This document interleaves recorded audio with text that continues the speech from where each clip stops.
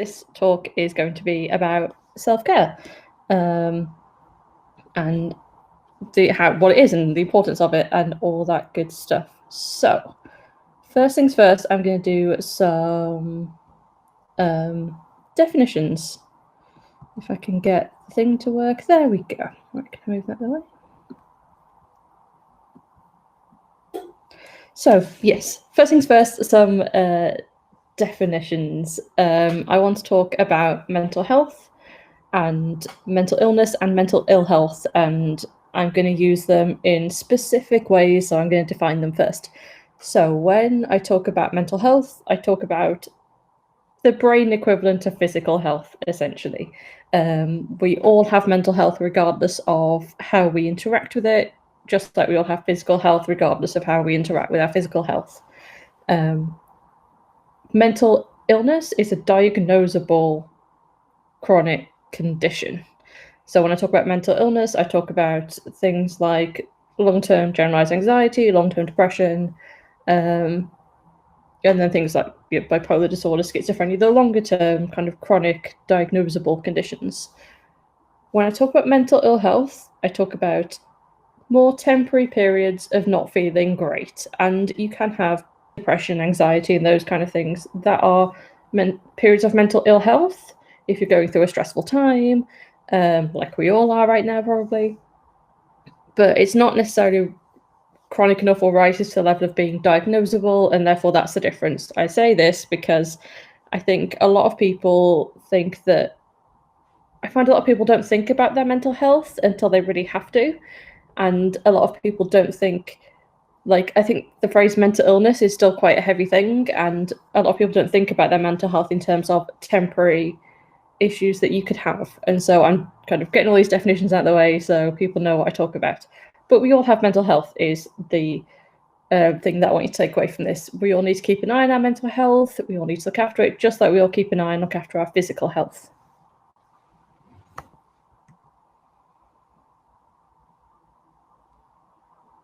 I'm going to talk about stress as well. I want to talk about stress. I don't necessarily mean bad things happening, because stress can come from good things as well. You can be doing something amazing, but it still be really stressful on your mind and body, right? Getting a new job, that's a period of time that can be quite stressful. Having a new addition to the family, whatever that may be, can be stressful, but can be really good and really enjoyable. And the thing is that I want to make sure that, I said, a lot of people tend not to think about their mental health until they're going through mental ill health and they're suffering, and then they go and engage their mental health. And it's important to engage with your mental health regardless of whether you're feeling good or feeling bad. Just like it's important to look after your physical health, whether you've got a cold or the flu or an illness that means you need to look after it a bit more, or you're feeling fine, but you still need to like exercise and eat whatever's right for you and all that kind of stuff. So it's exactly the same thing across the board. So final definition, self-care. What is self-care? So self-care as a concept can be attributed to Audre Lorde, who said that caring for myself is not self-indulgence, it's self-preservation, and that is an act of political warfare. And that's kind of the thing. Self-care has fairly radical roots.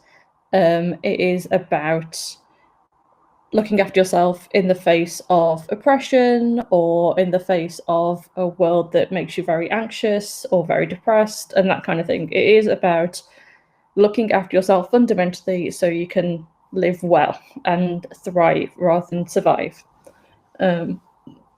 So for me, it's quite important to make sure I kind of keep coming back to self-care as this kind of act of self-preservation, especially now as it's been co-opted a little bit by people who want to sell us things, which is fine. I'm not going to crap on that too much. It was just more of a, this is its roots, right? Self-care is a fundamental act of looking after yourself in a world that maybe doesn't want you to look after yourself.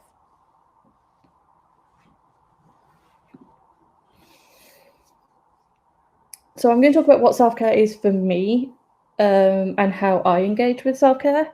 And then hopefully you can take something useful or helpful from that. And I would also love to hear what self-care means to you, because I find that people engage with it very differently, depending on their needs and what helps them. And so I always really enjoy hearing what other people think and what other people find useful. But for me, self-care fundamentally is about listening and boundaries. Listening to myself, listening to my body, listening to my feelings, understanding how they affect me and what they might mean, and then acting on them if I need to. So a lot of self-care is kind of around things like meditation and yoga and mindfulness and things that get you out of your brain into your body, as Geeta said, opening the day. And that is great. Like, I love getting out of my brain. I do a lot, or I did. I've got out of practice, but that's a whole different thing. I used to do a lot of yoga because it's really hard for me to overthink things when I'm trying not to fall on the floor doing a yoga pose, like my brain can't handle all those things at once. So yeah, that's kind of what I do. That it kind of gets me into my body. It stops me from just constantly overthinking things. It's all very good. But for me, self-care goes a step beyond that as well. It's about using that quiet to listen and hear what my body is trying to tell me and what my brain is trying to tell me as well, and how the two interact. So it's about making sure that I'm listening to my anxieties or my mood swings or whatever it is that's happening at the time, and just acknowledging that those things are happening. I am experiencing these things.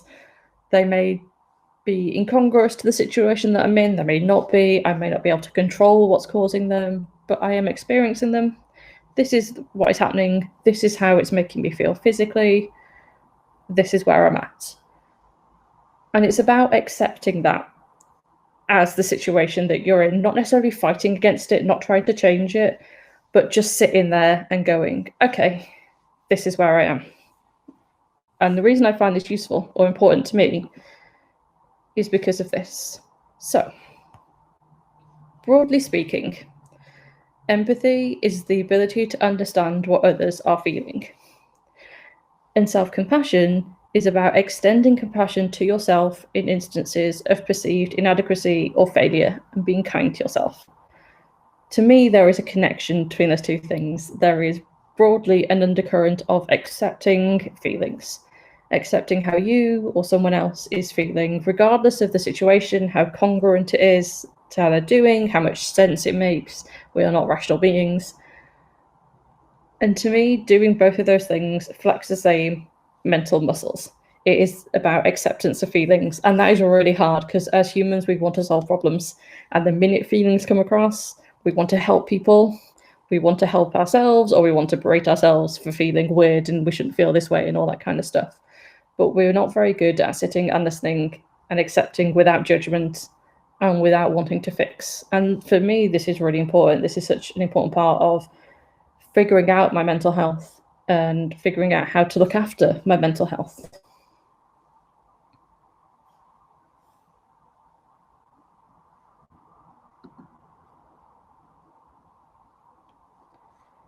So for me, when you bring the two parts of what I class as self-care together, listening to yourself and being compassionate for yourself, first of all, it gets this really nice cycle. I find the more compassion I have for myself, the easier it is to be empathetic for other people. The more empathetic I am to other people, the easier it is to be compassionate to myself, because that's the habit I get into.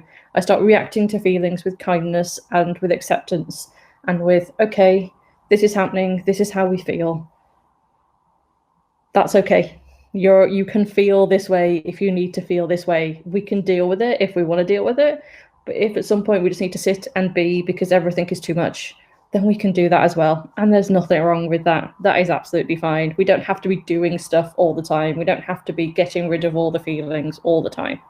It's all about acknowledging that and acknowledging the good times as well, making sure that we make sure we really feel that joy and gratitude that comes from having good things in our lives as well, and making sure that we feel those things. I feel when we're moving quickly, or when, especially I think when when I'm in a good period of life and I'm feeling great and things are going well, I find that sometimes I'm not quite keeping it, like feeling it as deeply as I could, because I'm enjoying it, but I'm not enjoying it on a deeper level, because I think I'm deep down, I'm scared that if I enjoy it too much, it'll get taken away. There's some irrational fear about being like fully feeling happiness, and And I think this helps with that as well. I often find that if I'm having an empathy fail or a self-compassion fail, they kind of affect each other. I know most of the time if I'm finding it hard to be empathetic to someone at work and they're just really irritating me, sometimes it's because we just don't get on and we just rub each other the wrong way. And sometimes it's because they're reflecting something in myself that I'm not happy with and that I'm not being compassionate about. And I need to bring that up and I need to deal with that inside myself so I can then help and approach them with the empathy that we need to deal with the situation. Because most of the time, the other people don't realise that they're irritated, you know what I mean? They're just getting on with their lives. They're not doing things to you or at you. It's your reaction. And listening to that reaction can illuminate what has caused that reaction. And then once you know what you're doing, once you know the shape of something, you're more likely to be able to deal with it, or at least respond to it in a more productive way than just reacting instantly to it. And so, yeah, for me, self-care is about knowing the shape of my feelings, knowing what things are happening, and once I know what that is, I can kind of react to it. How I started doing this, and something that I still do, is tracking my mood. I do it once a day. I have an app on my phone that reminds me 8 o'clock every night. I need to track my mood and some other things.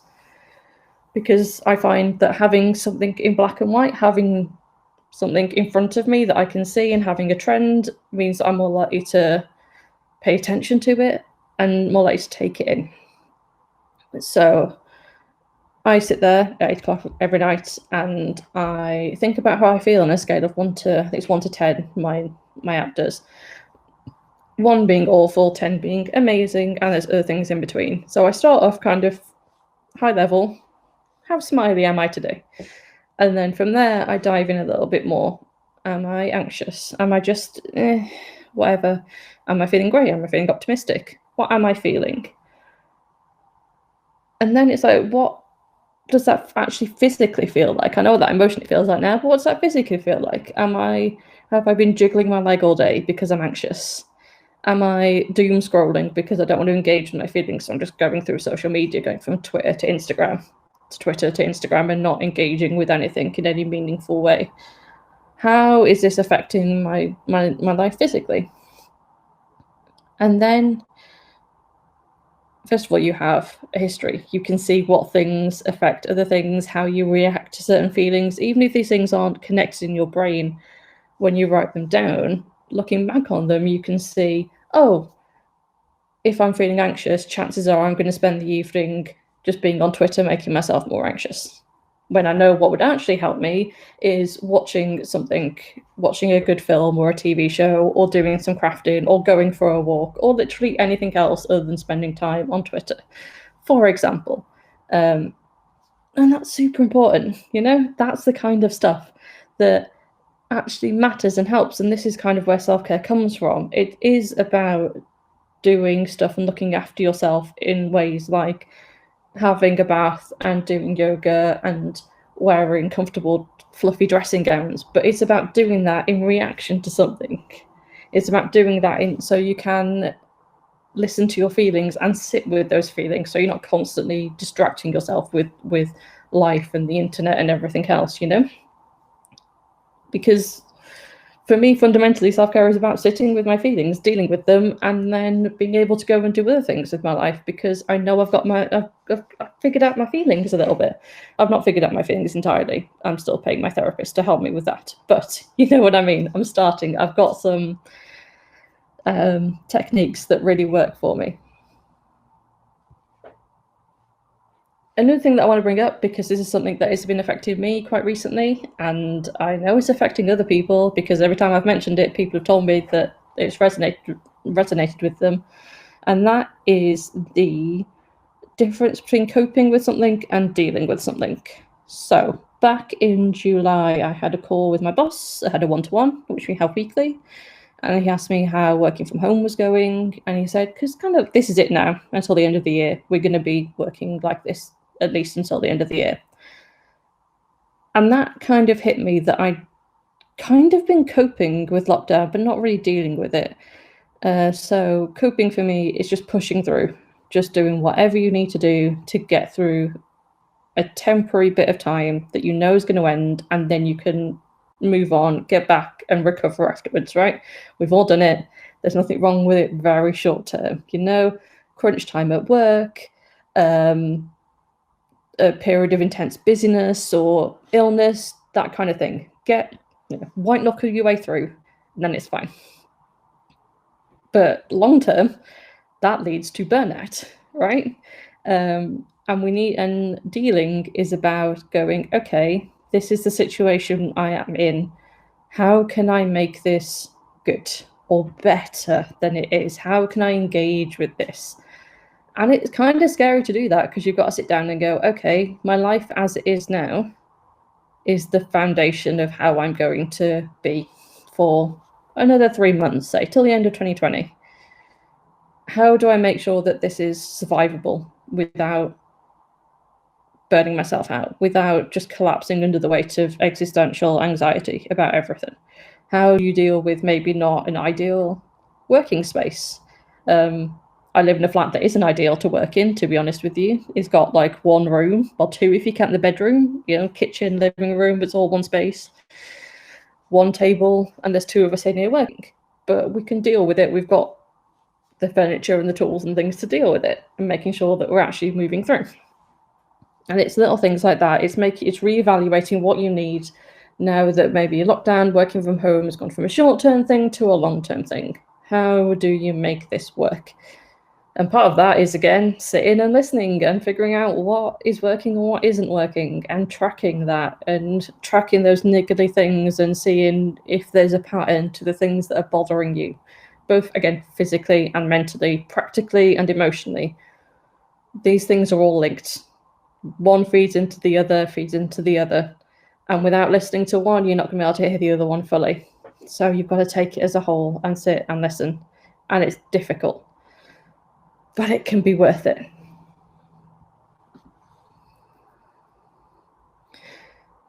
So I am someone who will quite happily let perfect get in the way of good enough. I will be like, oh, I can't start doing this week because I didn't start on Monday, so what's the point? This week is a write-off. Or, well, I missed a day, so what's the point in continuing this for the rest of the week? I'll start again on Monday. I am very good at doing things like that. But if something is worth doing, it is worth doing as good as you can, even if it's not perfect. I saw something on Reddit the other day, which was, if something's worth doing, it is worth doing poorly. And it kind of resonated with me because the example they had was, if you didn't have the energy to brush your teeth and floss and use mouthwash or interdontal brushes or a water pick, if you didn't have the energy to do all of that routine, but you had the energy to just brush your teeth, you'd still just brush your teeth, right? You wouldn't be like, oh, well, if I can't do it properly, I'm not going to do it at all when it came to something like that, right? You'd do what you could, and then you'd leave the rest and you'd try again tomorrow. And it's exactly the same thing with self-care. It doesn't matter if it's not perfect. What matters is the habit, because it's going to change. The more you do it, the differences in your life, in your circumstance, in your mental health, it's going to keep changing. You're going to have to keep making changes. So just do it. Do it. If you fail, that's great. You've learned something. Keep doing it, keep doing it, keep doing it, because it's worth doing, right?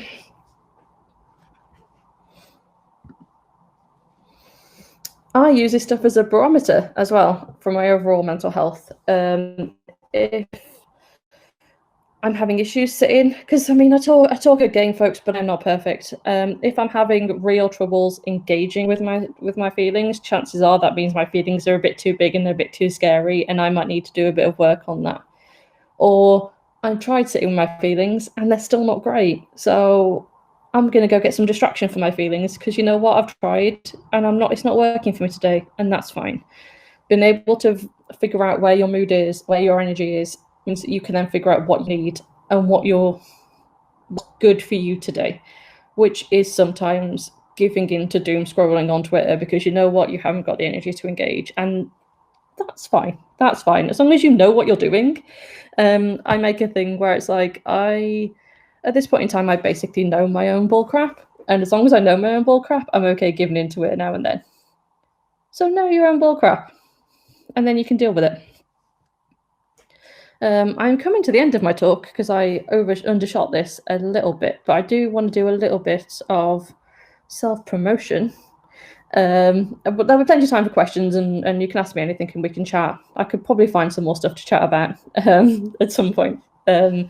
I'm going to do a bit of self-promotion. I have a company that does work around self-care. It has resources for building self-care routines, and I do talks like this and workshops. If you want to check out, there's free stuff as well. You don't have to pay me. You can Google self-care backpack, and you can find a whole bunch of resources around building these routines up.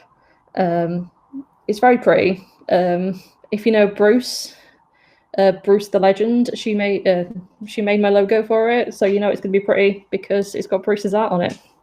So I hope that was helpful or useful, or both. Hopefully, I am. If there's any questions, if there's anything you'd like me to go into more depth on, if I missed explaining something, if I spoke too quickly, please ask and I'll go over it again. I'm aware I talk very, very quickly. But thank you for listening. Thank you so much, Jem. That was really, really cool. And I think, like Elena, I want those cards as well. I definitely want those cards. That was really interesting. I saw the part where you talked about coping and dealing, and honestly, yes, I'm more of a coping person. And trying to make that distinction between coping and dealing sometimes can be very, very hard. So I'm definitely happy to see this. Yeah. Yeah, so it was one of those things that, and it wasn't until my boss sat down and went, so, okay, this is it now. This working situation is it, that I went, oh God, okay.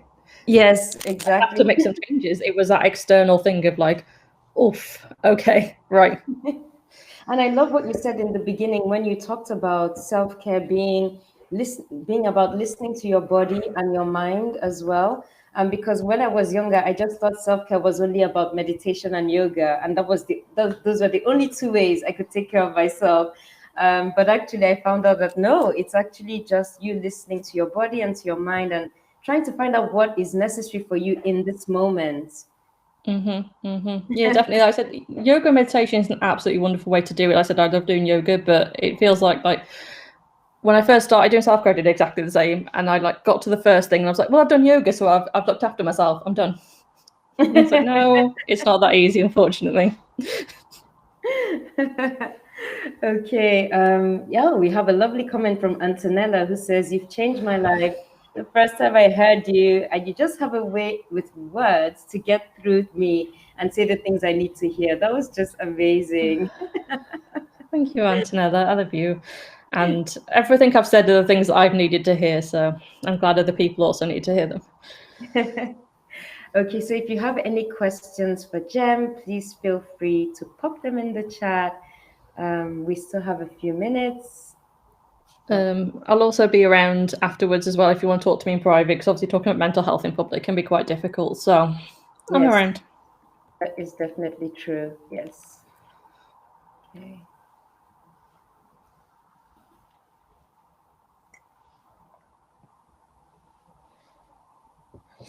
Okay, so we'll just wait a few minutes to see if there are any questions that pop up. And if not, it's going to be time for our break.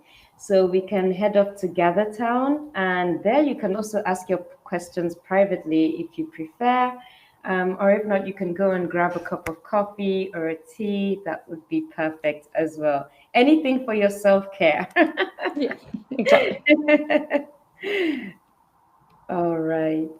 Okay. So it seems like we don't have any questions. All right. So Brad's just asked me. Yes. Brad's just asked about the barometer. Okay. I have so the app that I spoke about that I track my mood on. You can make graphs. It can show you the graphs, so I can look back and be like, over the past month, I've not been doing great. I clearly need to check in with myself in a bit more of an active way rather than just poke some buttons. The app is called Bearable. I'll put it in the chat. Bearable app. It's very good. It's highly customizable, which is why I love it, because I can track my migraines and my other pain issues, and as well as my mood, and it can track taking medication. It gives you medication reminders. It's like a one-stop shop for me. It's beautiful. So I highly recommend that. I'm not affiliated. I just love it. It's very pretty as well. So that is what I use. And then monthly you can, or however you want. I just do it monthly because that's kind of how the rhythm goes. Does a nice little chart. There's also one called Dailyo, which again, I'll put the spelling in the chat, that does exactly the same thing. It's much more simple. So a lot of the mood tracking apps will give you lovely little graphs and charts and stuff, so you can engage with it a bit more and make sure that you're doing okay. And if you need to do a bit more, you've got that lovely visible graph that tells you, okay, fine. So how do you recommend doing that? Because it's hard to ignore it once you've got a chart telling you that you need to look into your mental health a bit more.